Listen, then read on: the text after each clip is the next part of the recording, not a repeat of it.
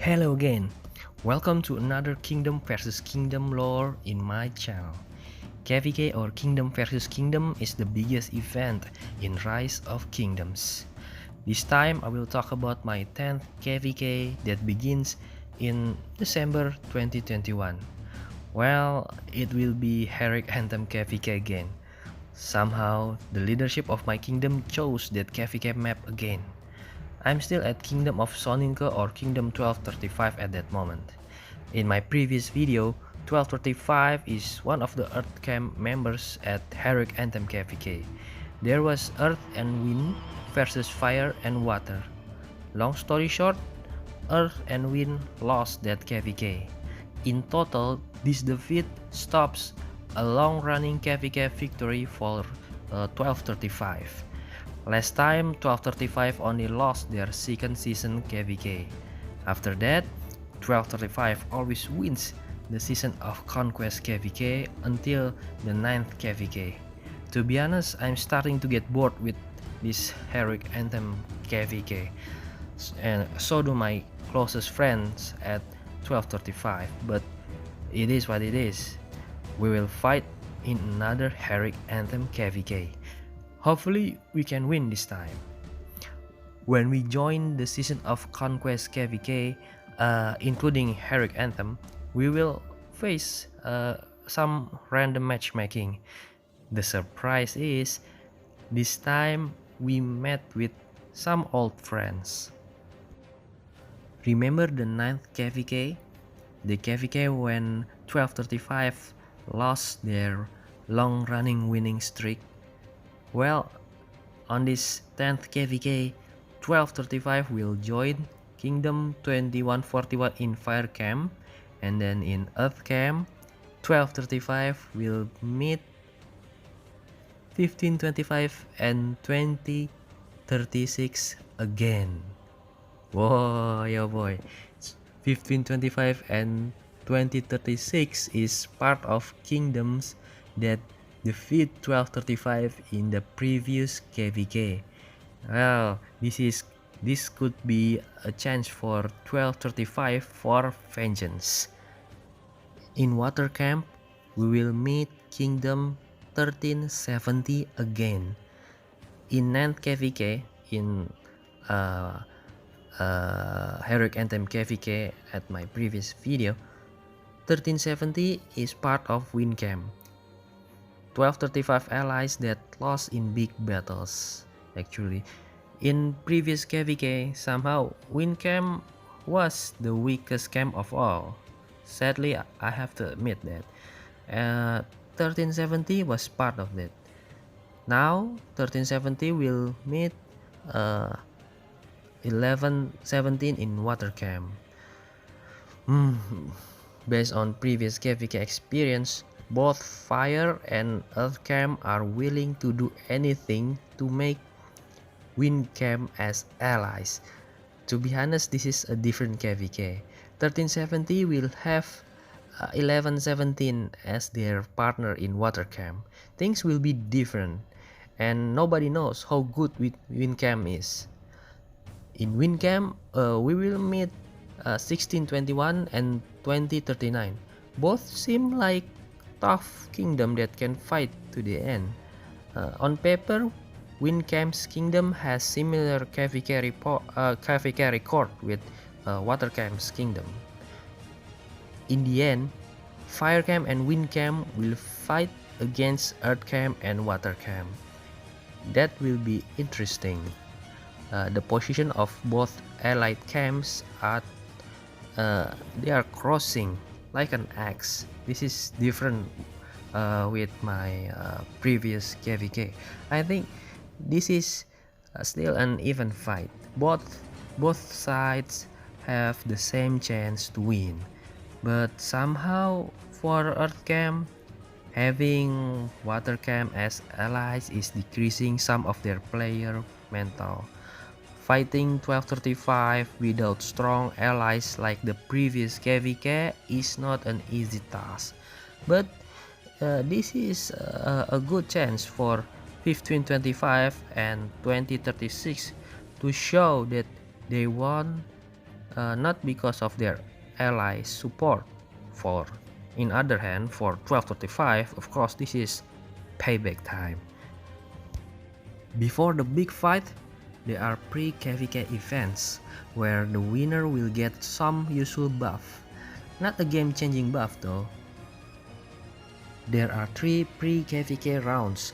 We will need to kill barbs, train new troops, and destroy forts.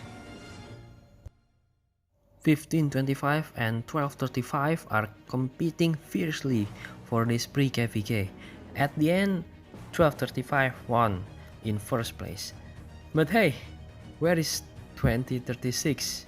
They are pretty quiet. Maybe this is the tactic like our previous KVK. 2036 maybe just hold their power and they will show up at the big fight. Let's see. As we all know, everyone will fight to conquer the ziggurat on the middle side of this KVK map. Before that, each gate will open one by one over some period of time. The first battle is when the yellow gate opens. Since the positions of allied camps are crossing each other, we will have east, west, north, and south battle. When the yellow gate opens, we only see 2 battlefields. No one fight in the west. Fire camp and earth camp fighting in the north. They are building forts there. There are many things to prove there. Water camp chose to focus on the southern battlefield against wind camp, and so does wind camp. Wind camp chose to fight water camp. We cannot see anyone building anything on the east battlefield, so east and west are still empty at that moment. Fire camp and earth camp are having a long open field fight, taking the position to burn each other's forts.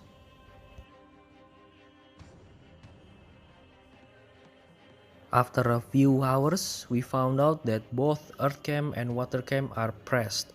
They lost many long rallies here and there. Their opponents managed to burn their flags. This is bad news for earth camp and water camp. At the end of 2021, Pakal Harald rally is very popular. Both parties use this commander because of their anti-swarm abilities. So when we can't dominate the open field, Pakal Harald is the best choice at that moment. A few hours later, Fire Camp managed to dominate the open field. Earth Camp reinforced using city hopping. This is why Fire Camp used XY Chandragupta. At that moment, these commanders pair are the best rally leader when opponent cannot swarm the rally.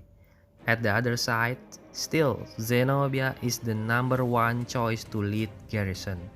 Earthcamp have done the best they can do in this long rally fight. Soon, Earthcamp lost more and more territories. Some Earthcamp's players haven't teleport or shielding, so they off territory. Fire Camp prey on them for kills and resources.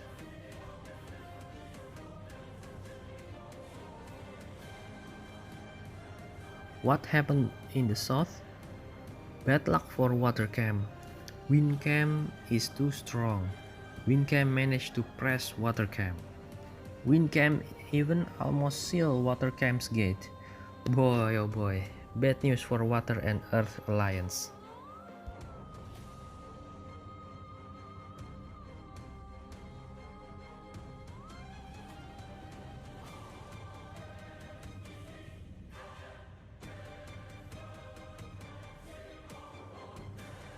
At the end, Earth Camp gives up on the northern battlefield. They let Fire Camp to burn their flags and forts. Most of Earth Camp's players are already teleported into their safe zone. This is not the end. Things like this happened before and 1525 managed to rise. Winning this zone doesn't make you win KVK. In the south, Water Camp teleport back into their safe zone. while Wincam keeps burning and gaining more territory. Wincam won this time.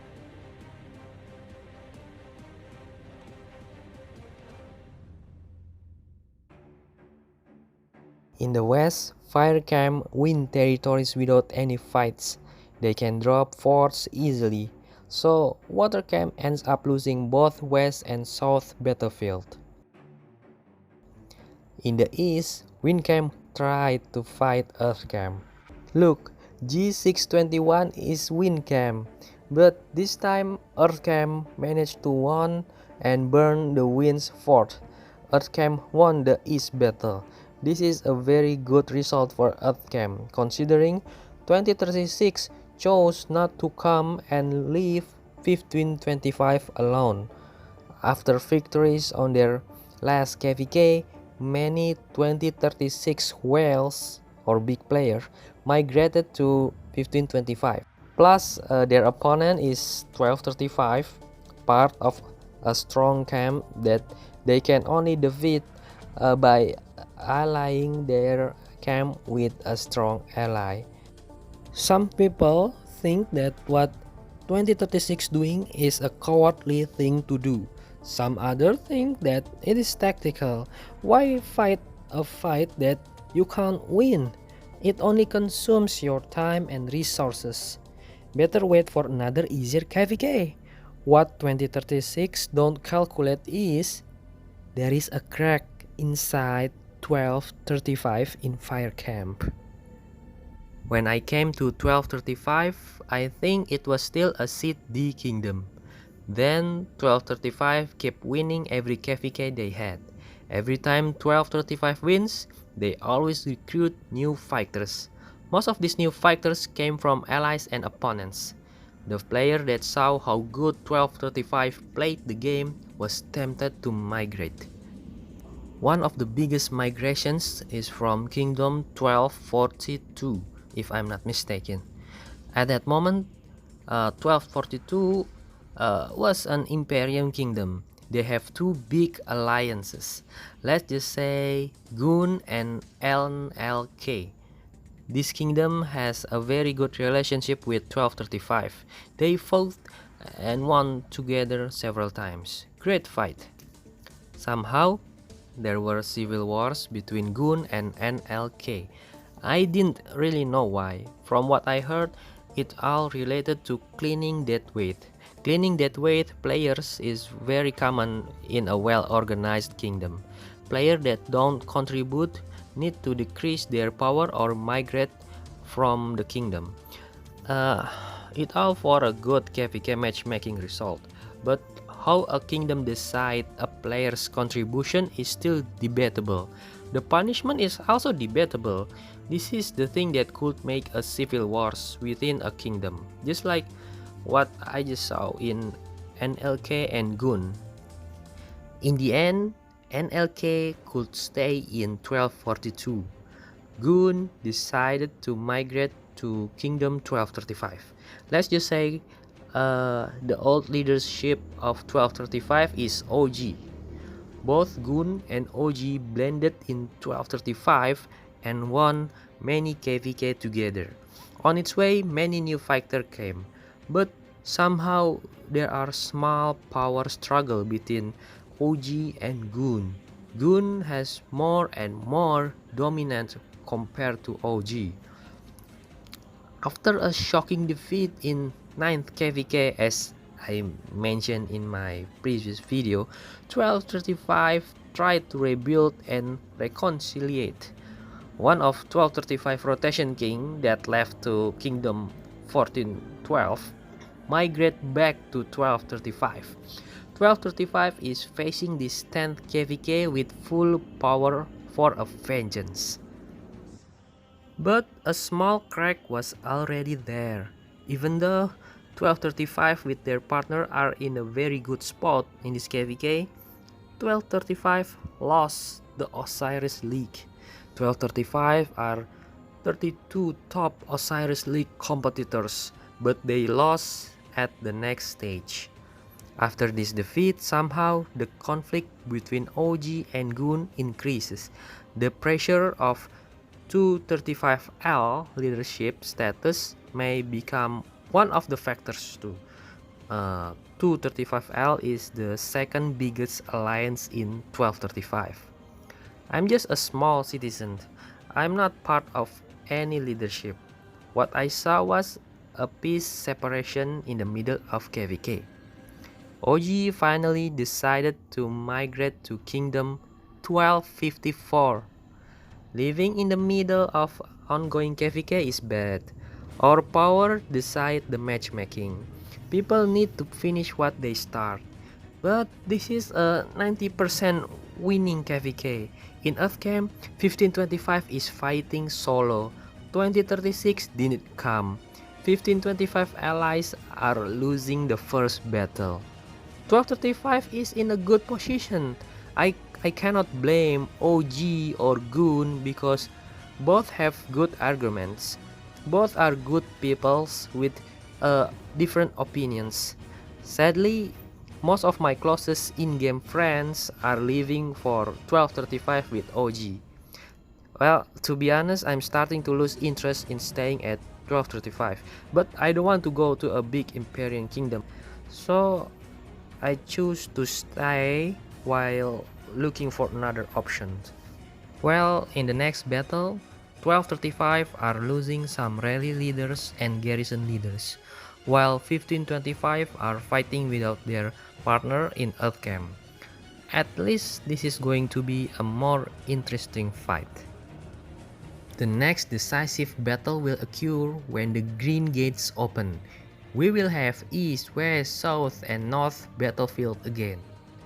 No one is fighting Firecam at the north gate. Instead, Earthcam will focus on east gate, so it will be Earth versus Wind.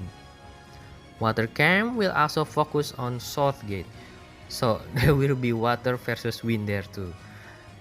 At east gate, no one fighting Firecam. Nobody wants to play with Firecam. Everyone will focus on taking down Windcam. Windcam must fight in both gates. Windcam must survive until backup from Firecam arrives. Firecam must have a long run before they can help Windcam. Firecam must drop a fort or burn the opponent's fort and flags one by one to reach the Windcam, of course.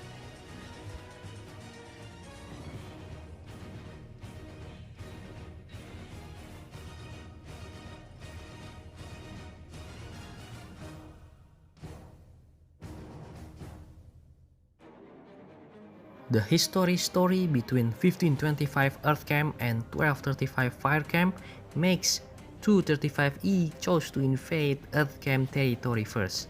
235E is 1235 Firecam's main alliance. I don't see many forts in Earthcam areas, but their areas are pretty dense, no room for dropping a fort at the moment. So Firecam must march across Earthcam's territory to reach the east gate.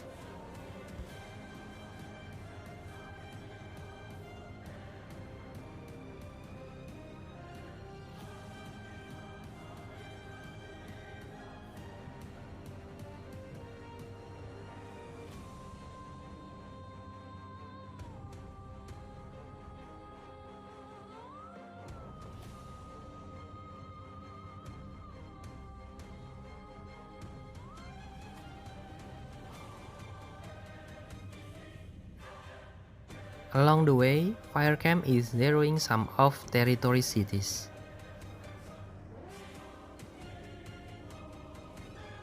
But along the way too, Earthcam cities teleport to catch Fire's march that off guard.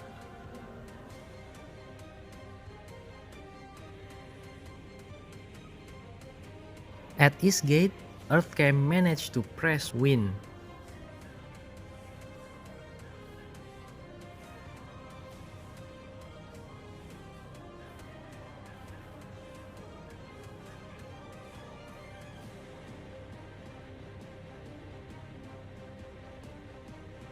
At Southgate, Water still fight Wind.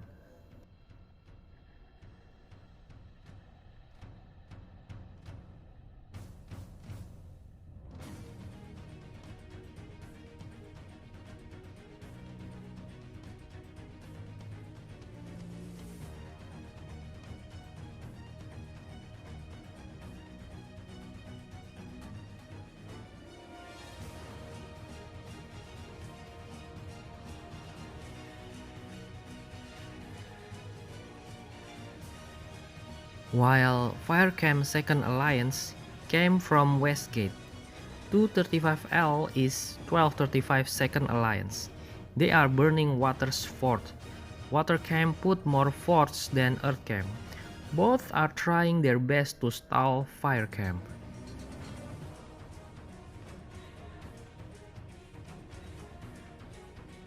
After a few hours, Earthcam tried to drop a fort in the middle of Windcam's territory.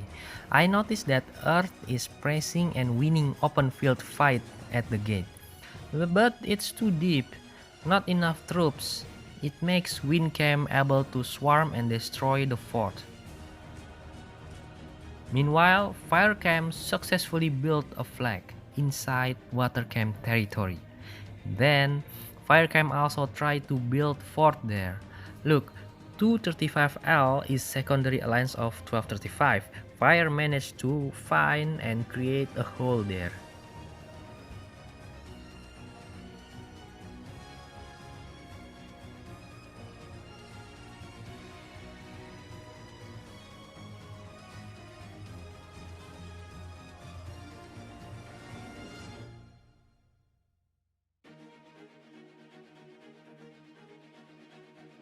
Things were a little more complicated for Earthcam as they lost a fort. Losing this fort makes them lose a big chunk of territory.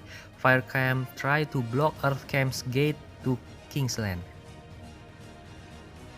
Earthcam is still winning in open field against Windcam, but they still fail to destroy Wind's forts.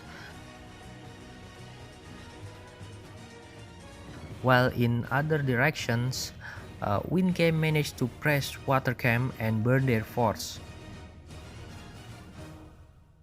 Firecam's forts are done. Both fire and wind invade water territory. Watercam is in a very bad position here. Big fights continue as Firecam invades deeper into Earthcam territory. Windcam also managed to hold their ground from Earthcam invasion. They are fighting for their gate back. In this almost win situation, there are problems in Firecam. 1235, one of Firecam's kingdom, are having issue on controlling 235L. A moment ago, I talked about OG and Goon that lead 1235. Well, OG decided to leave 1235, but they still hold 235L leadership. They are using small account to hold 235L R5. Firecam needs 235L to keep pushing Watercam. They already have 235L fort there. I think this is a small revenge from OG. No big harm made. After a few hours, the legitimate 1235 leadership got the 235L control back. But I heard some small players got zero because of this. Besides that, only a small amount of gold left inside 235L. An alliance needs gold to build more flags and forts. Does this stop Firecam and Windcam from winning? Okay, let's see.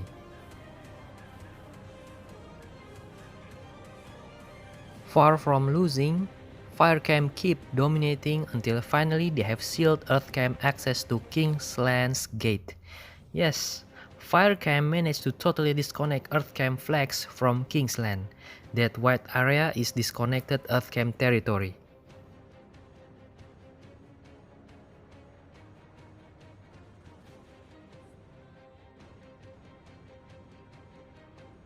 Earthcam is still winning on open field and rally against Windcam though.